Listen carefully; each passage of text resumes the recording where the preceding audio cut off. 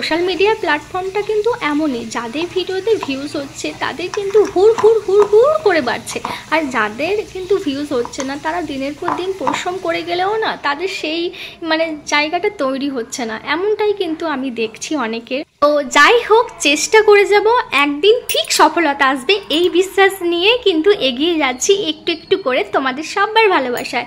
তো hello everyone, কেমন আছো সবাই? আশা করি সবাই ভালো আছো, সুস্থ আছো। আরও একটি নতুন ভিডিওর সাথে তোমাদের অনেক স্বাগত, অনেকটা ভালোবাসা। সকাল সকাল চলে এসেছি একদম রান্নাঘরে। তো আজ আমি টিফিনে বানাচ্ছি লুচি আর আলুর দম।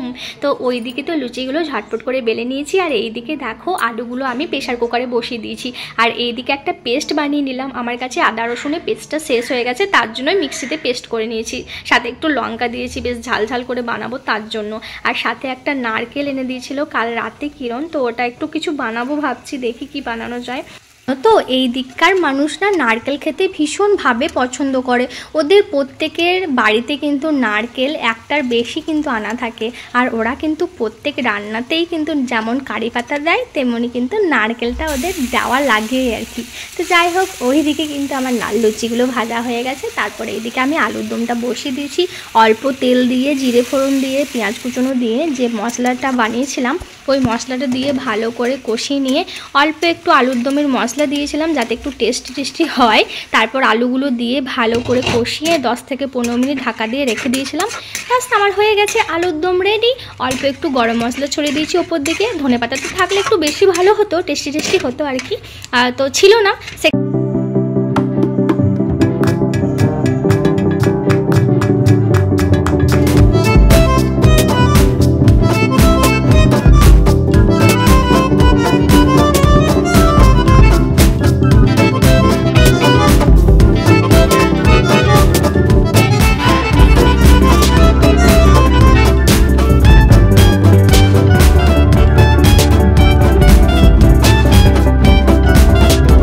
ব্রেকফাস্ট কার কার পছন্দ জানিও তো, আর লুচি তরকারির কম্বোটা জাস্ট ওয়াও লাগে, কে কে পছন্দ করো জানিও।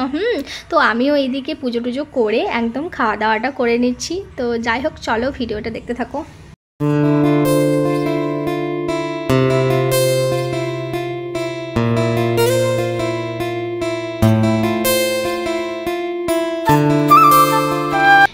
টান করে পুজো করে রান্না বান্না কমপ্লিট করে এখন একটু এই যে বাইরে বসেছি, আর অনেক দিন পর একটু রোদ করেছে, মেঘচা করে জানো তো, রোদই করে না ভালো করে এখন, তো ওয়েদারটা একটু নর্মাল আর কি, তো সেই কারণের জন্য একটু বাইরে বসে আছি। আর এই যে এই টিপটা দেখছো না, এই টিপটা লাগালে আমাকে অনেকেই কমেন্ট করে বলে তোমাকেও তামিলদের মেয়ের মতো লাগছে আর কি। আমি ভিডিও ক্যামেরা করছিলাম, যেহেতু কথা বলছিলাম, তো একটা লোক চলে এসেছিলো, আর আমি ওখানে সিটে যেহেতু বসছিলাম তার জন্য অফ করে দিলাম।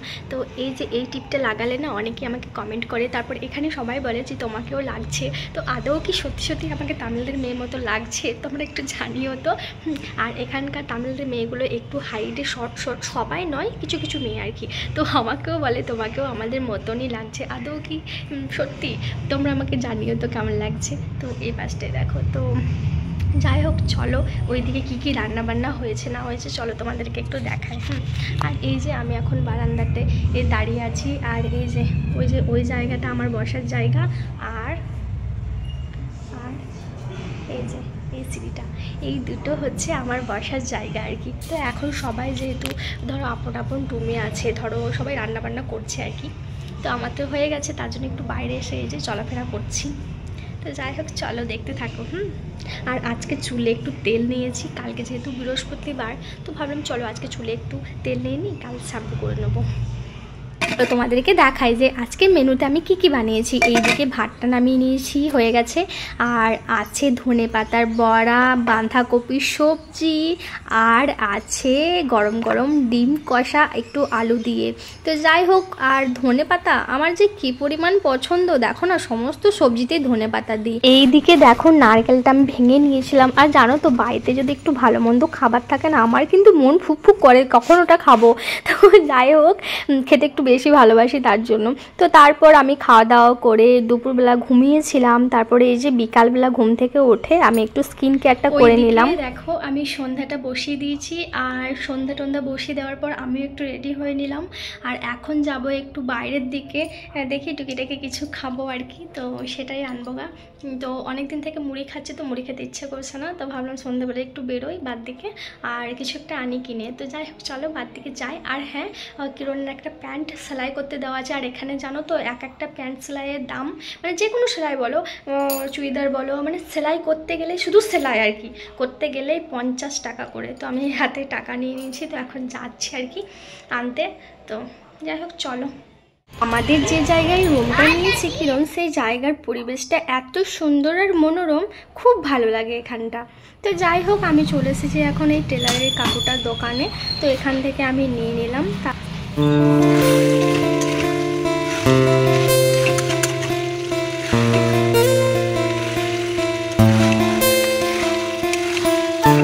বাড়ি আসার পর চিকেনটা আমি বসিয়ে দিয়েছি রান্না করতে, তো ওটা ওইদিকে রান্না হতে হতে আমি ততক্ষণে আটাটা মেখে রেখে দিলাম। আর এইদিকে আটাটা মাখতে মাখতে কিন্তু আমার চিকেনটাও রেডি হয়ে গেল। ওপর দিকে একটু ধনেপাতা ছড়িয়ে দিয়েছি। আর দেখবে যে কোনো রান্নাতেই যদি একটু ধনেপাতা দাও না, তাহলে স্বাদটা একটু বেড়েই যায়। আর এখন তো শীতকাল আমাদের ওইদিকে, আর এদিকে তো 12 মাস পাওয়াই যায়, এদিকে কিন্তু শীত টিত নেই, বেশ ভালো একটা ওয়েদার। আমার কিন্তু বেশ ভালোই লাগছে, এখানে কিন্তু সোয়েটার পরতে হচ্ছে না, বাইরে বেরোতে গেলেও কিন্তু সোয়েটার টুপি পরতে হচ্ছে না। আর আমাদের এদিকে কত ঠান্ডা বলো তো এই সময়, পৌষ মাস, আর এই সময় কি শীত ওইদিকে। তো যাই হোক রুটিগুলো হয়ে গেল, আর এই যে আমরা খেয়ে নিচ্ছি এখন।